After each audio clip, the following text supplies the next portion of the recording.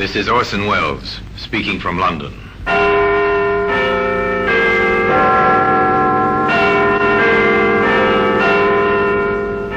Here in the grim stone structure on the Thames, which houses Scotland Yard, is a warehouse full of souvenirs. Where everyday objects, a skipping rope, a glass, an iron, a stepladder, all are touched by murder. You take this key.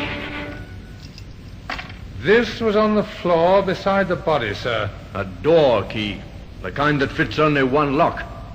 But whose? Perhaps the murderer's, sir.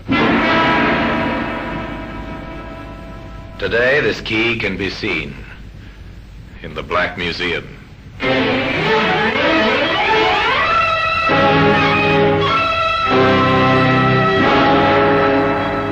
From the annals of the Criminal Investigation Department of the London Police, we bring you the dramatic stories of the crimes recorded by the objects in Scotland Yard's Gallery of Death, the Black Museum.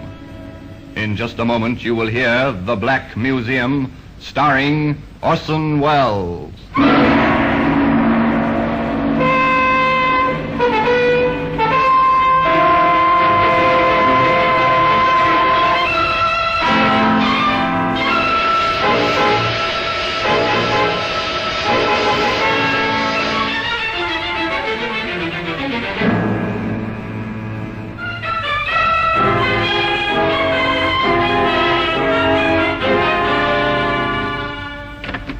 Well, here we are in the Black Museum, Scotland Yard's Museum of Murder.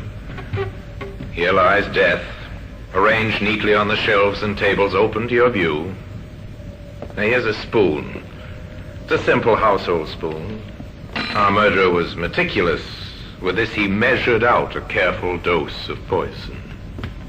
That oar up there on the wall, that was used by the stroke of a famous rowing aid at Henley. Later, it was used in anger, swung at a man who stood on the edge of a pier, stunning him.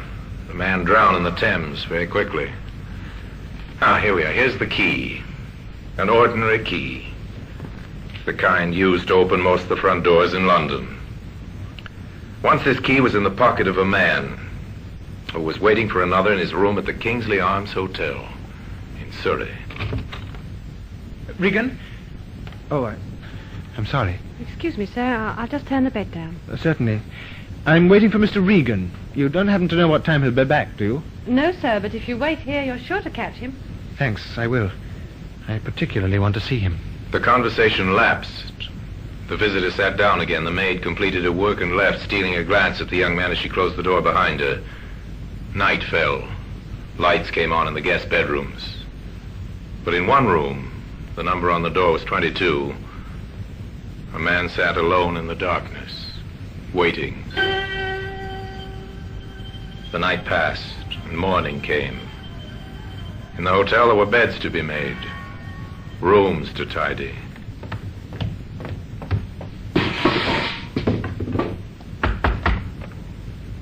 No answer from room 22.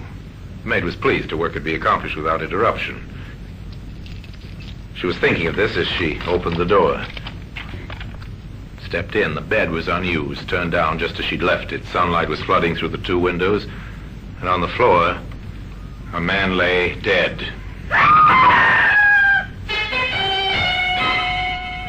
The manager called the police. The police requested the assistance of Scotland Yard, and Inspector Sidney Russell and Detective Sergeant Hobbs were sent down to Surrey. This is the room, sir. Number 22. Has anyone been in there since the maid found the body? No one, Inspector, except myself and the local police sergeant. On his orders, I kept the room locked. Good man. There you are. Thank you. I'll let you know when we need you, sir. The two detectives covered the room, and in their quick survey of the murder scene, they found several leads. His wallet, sir. Let's have a look at the identity card, Sergeant. There you are, sir. Name's Thomas Regan. What else you got there, Sergeant? Roll a note, sir. The killer either missed that or the motive wasn't robbery. Oh, I don't think it was robbery, sir. His watch is still on his wrist. Going? No, sir. It stopped at 7:25. That might have been the time the murder took place, though on the other hand, the watch might have run down this morning. He was shot through the head, sir. Surely somebody must have heard that. You would think so? Well, here's a shell I found on the carpet. .22. We'll keep this for ballistics. What else, Sergeant? Oh, some silver taken from his trouser pocket, a handkerchief with the initials TR in the corner, and a cigarette lighter. With the initials TR. He's well labeled. And this was on the floor beside the body, sir. A door key. The kind that fits only one lock. But whose? Perhaps the murderer, sir? Unless it belonged to Regan himself. Oh, it's not the kind they use in hotels. No. Was he wearing or carrying a keychain? No, sir. Then the key would have been carried in his pocket along with his money. Which hadn't been spilled onto the floor. You may be right, Sergeant, but to make absolutely sure, that key should be checked against every lock in Regan's home and his office and everywhere he might have occasion to visit. If it does not belong in any of those places, then it seems to me that when we find the door that key fits, we find the murderer. The detectives went downstairs to talk once more to the hotel manager. Inspector, this is a terrible business. Listen to those men in the bar. What about them, then? They're newspaper reporters. Oh, this is really dreadful. The notoriety, the reporters, the headlines. It'll ruin my business. It wasn't very nice for Mr. Regan, either. No, I suppose not. Poor devil. What can you tell us about him? Only that he was a commercial traveler. He'd stayed here before? Several times. A traveler, eh? Did he work for any firm in particular? Would you happen to know? Yes, I do know, because they always paid the hotel bills. He worked for a London firm, Hardy & Sons Limited. Thank you, sir. I'll leave the room upstairs locked until we have it photographed and checked for fingerprints. Oh, Inspector, there's one other thing I'd better mention. I think it's important. Yes? A man called to see Mr. Regan last night. Did you get a good look at him? I didn't see him at all, nor did the desk clerk. The maid found him waiting in room 22 when she came in to turn the bed down. Unusual, isn't it? Knowing Regan's room number? It suggests an acquaintance. Not necessarily, Inspector. Why do you say that? We have a register here in the foyer. It's on that wall over there. A room register? Yes, just a card opposite the room number. Some people don't bother with it, but Mr. Regan always put his card up. So that maid is the only one who saw this man? Yes, Inspector. Then I'd like to talk to her, sir. Oh, I'll go and get her for you. The hotel manager returned almost immediately with the maid. She was a young girl, very pale, her eyes still fearful from the sight she'd seen on the floor of room 22.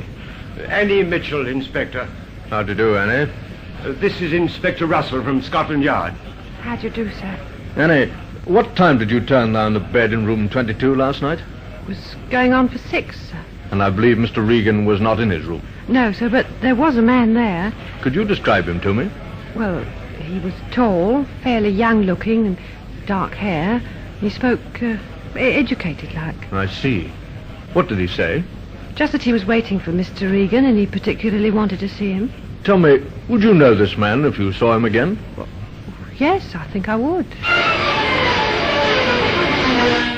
The inspector was well satisfied, but Sergeant Hobbs, who had been questioning the guests, had not fared so well. Now, sir, I'm sorry to trouble you, but I have to ask you a few questions. Really, this is most annoying. I've been kept here all the morning, and it's extremely inconvenient. I quite understand, sir. Now, can you tell me whether you heard any unusual noise or disturbance during the night? The only disturbance of which I'm aware is the disturbance created by the police this morning. You didn't hear a shot, for instance? Certainly not. And you were in your room the whole evening? Yes. Can I go now? Yes, that'll be all. Thank you very much. Well, it's certainly not been a pleasure.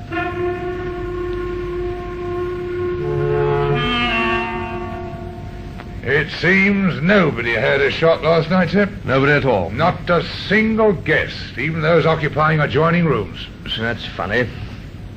Anyway, I'm leaving you in charge here. The police surgeon will be arriving to carry out a post-mortem. All right, sir. Are you going back to London? Yes, I think the case winds up there. The next move is to London to check that key against every lock in Mr. Regan's home and his office just to see if it fits. I'm really sorry to bother you, ma'am, but I'd like to go right over the house, if you don't mind, trying the locks, and if there are any cases or cupboards, etc., that I might miss, I'd be very pleased if you'd point them out to me.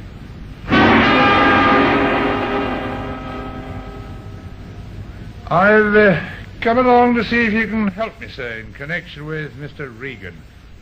I want to know if there's any desk or a cupboard in his office, or the office door itself, which has a lock for which this might be the key. I believe you've a lock-up garage here, formerly rented by Mr. Regan. It must, of course, have a lock, and I'll be glad if you'd allow me to compare the lock with this.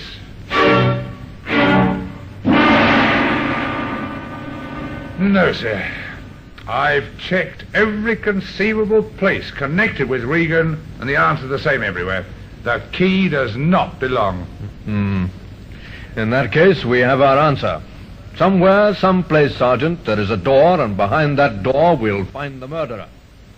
You know, if I was a philosopher, I would say that it's rather symbolic that we have a key to which we must fit the lock. Still, I'm not a philosopher, I'm a detective, and it's our job, Sergeant, to find the lock, to find the door, and to find the murderer. And that's just what we're going to do, Sergeant. We're going to find the door that this key fits. In time, they were to find the door. By patient, methodical methods, they came to the front door of a small flat. The key fitted. The same key that can be seen today in the Black Museum.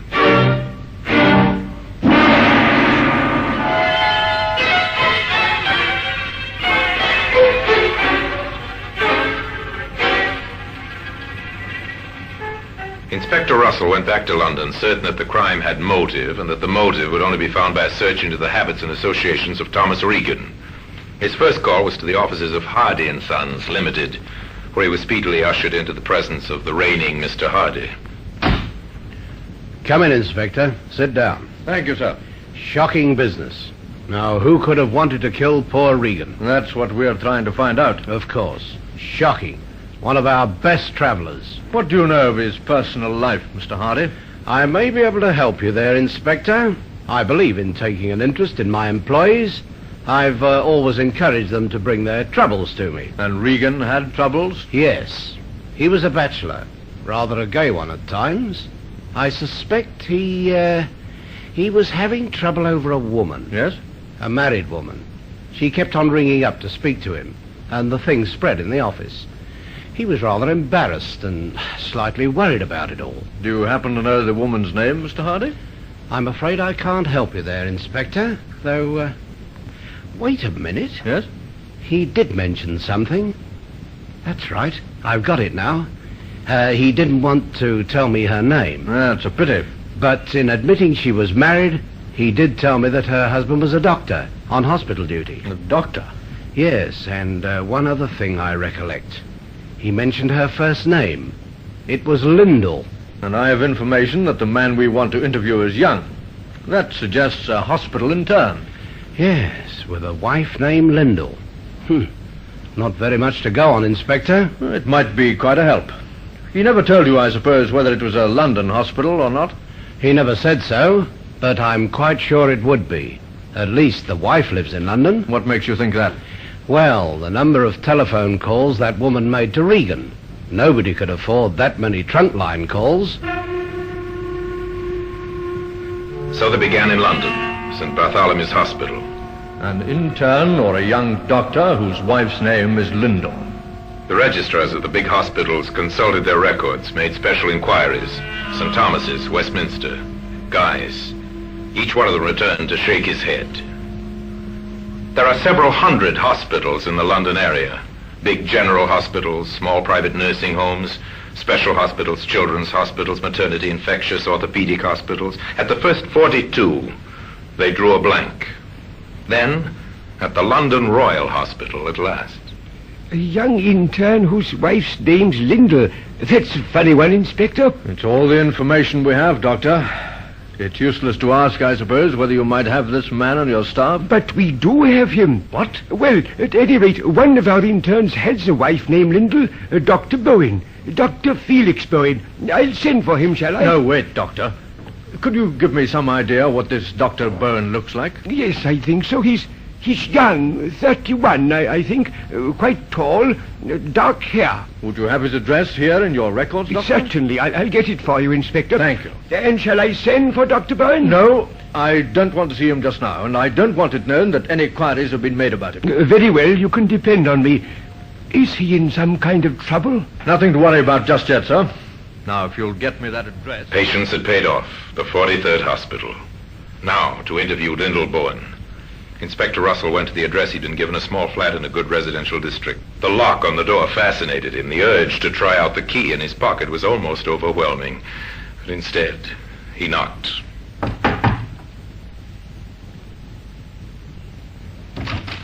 Mrs. Byrne? Yes? I'm Inspector Russell from Scotland Yard. Scotland Yard. May I come in? Yes, of course. Thank you. She was young, an attractive woman, but her eyes were frightened. Mrs. Byrne, when did you last see Thomas Regan? Regan? Thomas Regan? I think you know who I mean. But I don't, Inspector. I'm very sorry. Not at all, ma'am. Perhaps I'm mistaken. Well, of course, I've read about him in the papers. That is, if it's the same, Mr. Regan. It is the same. Mrs. Byrne, with your permission, I'd like to conduct a small experiment. Experiment? I don't understand, Inspector. It's quite simple. This key. Key? I'd like to try it in your front door. But Of course, if you choose to say no, then I won't be able to try it. You won't? But I also ought to warn you that I can return in a very short time with a warrant. All right. Try it. Thank you, Mrs. Byrne. I'll just open the door and insert the key. The key turned, effortlessly and easily. Hope died in the woman's eyes. The inspector from the yard took out the key and closed the door again. And now, Mrs. Byrne, you and I are going to have a talk about Thomas Regan.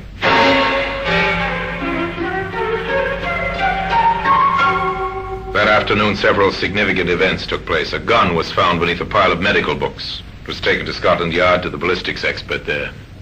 The gun checks, sir.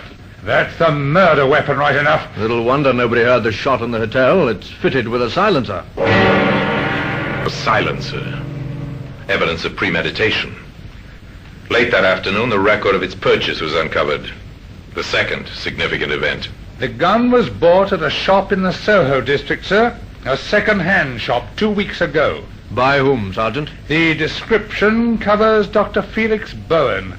And the proprietor says he could recognize the man if he saw him again. We'll give him that chance. Come on. Where to, sir?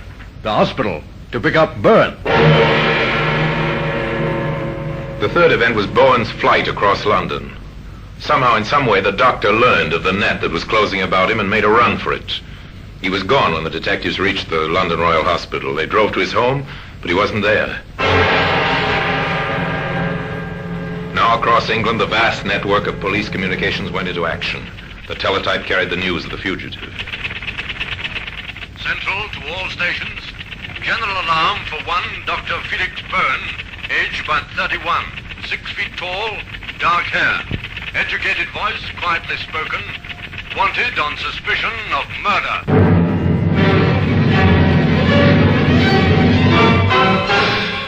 The search was on. In 1,000 stations, vigilant eyes searched for Bowen. On the streets, on trains and buses, in restaurants and hotels. Within 24 hours, he was picked up. I really must insist. This is a terrible mistake. I really don't know what this is about. I'm sure you've got nothing to worry about, sir. Just answer a few questions, that's all. Well, of course, I'm perfectly prepared to cooperate with the law, but I must insist on an explanation at once. Yes, of course, sir. You see, unfortunately, your appearance coincides with the description of a man wanted by the police. Oh? It's just a routine matter, sir. If you'll give me some proof of your identity, we can clear the matter up in a few minutes. But I explained to the constable it's no longer compulsory to carry an identity card. Yes, I know that, sir, but before we release you, we must have proof of your identity. Yes, but how can I? You see, sir, we must be sure you're not the wanted man. But I told you already. Now, Mr. Bowen. Yes? Yes, Dr. Bowen.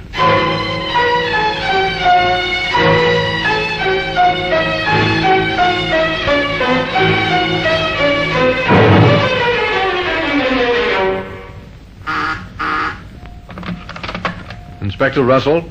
This is Sergeant Thompson, sir. Hired. We've picked up a man who we believe is Dr. Felix Bowen. Hold him, Thompson. I'll be there in a matter of minutes.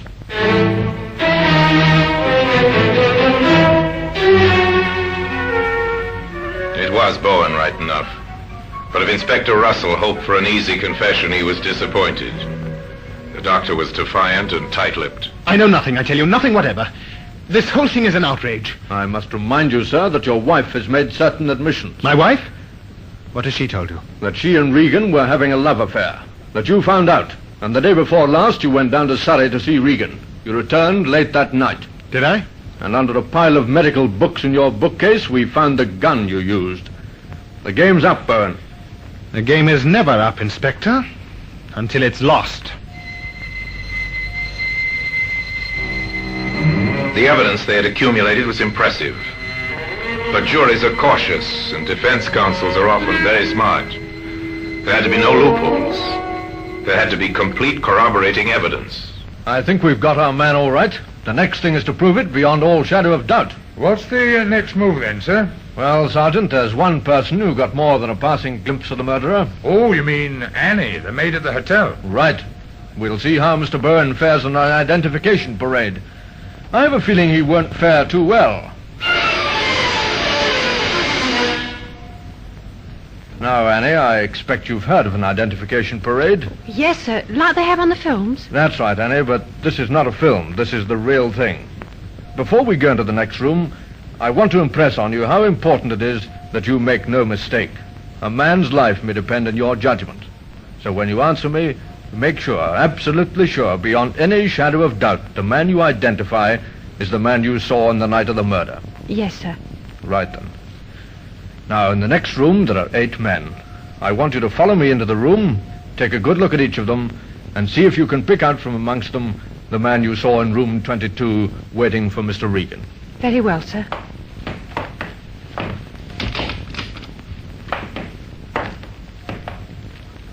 It's not the first gentleman. Nor the second. But this is the man, sir. That's a lie. Yes, and that's his voice. I'd know it anywhere. This is the man, Inspector.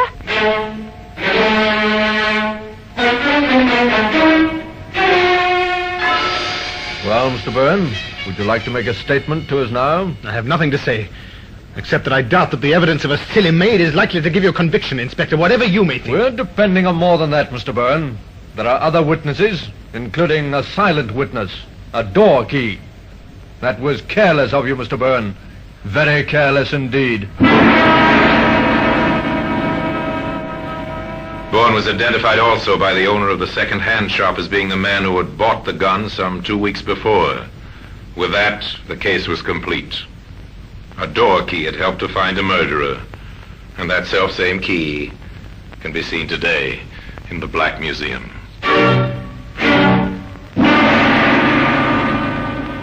Orson Welles will be back with you in just a moment.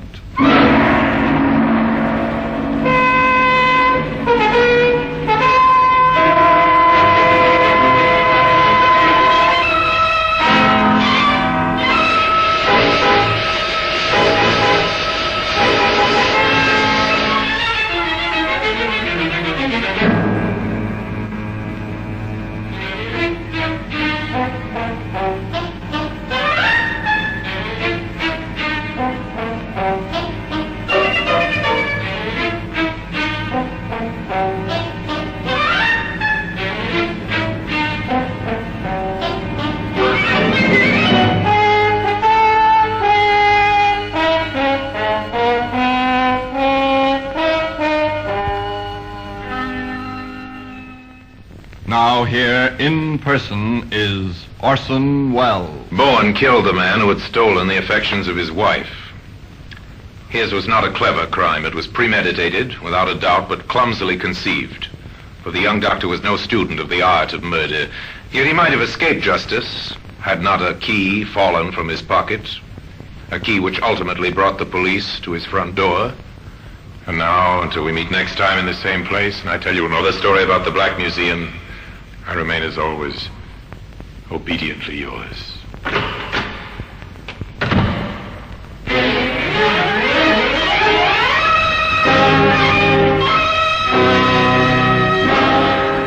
Black Museum, starring Orson Welles, is presented by arrangement with Metro-Goldwyn-Mayer Radio Attraction.